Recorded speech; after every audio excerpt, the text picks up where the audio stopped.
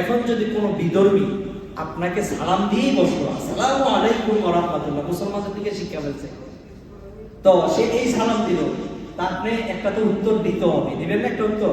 আপনি কি বলবেন? ওয়া আলাই অথবা ওয়া আলাইকুম, এটুকু কি বলবেন আপনি? আর যদি পারেন ওয়া আলাইকা আলা মান ইত্তাবাআল হুদা, এটা বলতে পারেন। ওয়া আলাইক বলতে তুমি যা বলছো তোমার উপর বর্ষিত হোক। আর ওয়া আলাইকা আলা মান ইত্তাবাআল হুদা এর অর্থ হচ্ছে যে ব্যক্তি হেদায়েতের অনুসারী ওই ব্যক্তির প্রতি আল্লাহর রহমত শান্তি বর্ষিত হোক।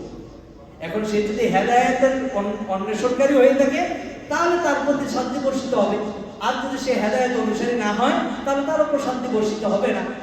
ওয়া আলাইকা আলা মান ইত্তাবাআল হুদা, এটাও আমরা বলতে পারি, অথবা শুধু ওয়া আলাইকুম এটুকু বলতে পারি। কিন্তু আমার ভাইয়েরা, আমরা মুসলমানের সবচেয়ে বড় পরিচয় যে আমরা ইসলাম মানি, আর ইসলামের ভিতরে আল্লাহ রাসূল বলেন আফসুস সালাম, তুমি বেশি বেশি সালাম দাও, তাদখুলুনাল জান্নাতা বিসালাম, তাহলে তুমি নিরাপত্তার সাথে জান্নাতে যাইতে পারবে। সুবহানাল্লাহ। যাদের সালাম দেওয়ার অভ্যাসে পরিণত হবে তাদের অবস্থা কি হবে? আল্লাহ পাক কোরআনে বলেন, আল্লাযীনা তাতাওয়াফাহুমুল মালাইকাতু তাইয়্যিবিনা ইয়াকুলুনা সালামুন আলাইকুম উদখুলুল জান্নাতা বিমা কুনতুম তা'মালুন।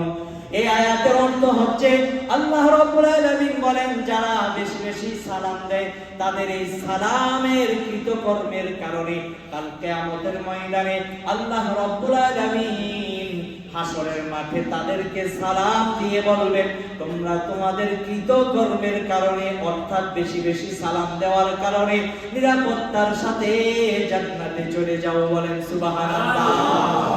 শুধু তাই না, যারা বেশি বেশি সালাম দিবে ওই ব্যক্তিদের ব্যাপারে আল্লাহ পাক এই আয়াতের শুরুতে বলেন, যেই ফেরেশতা তার জান কবজ করবে, মৃত্যু ঘটাইবে, ওই ফেরেশতারা পবিত্র অবস্থায় ওই ব্যক্তিকে সুন্দরতম অবস্থায় সালাম দিয়ে দিয়ে মৃত্যুর স্বাদ আস্বাদন করাইবেন। সুবহানাল্লাহ।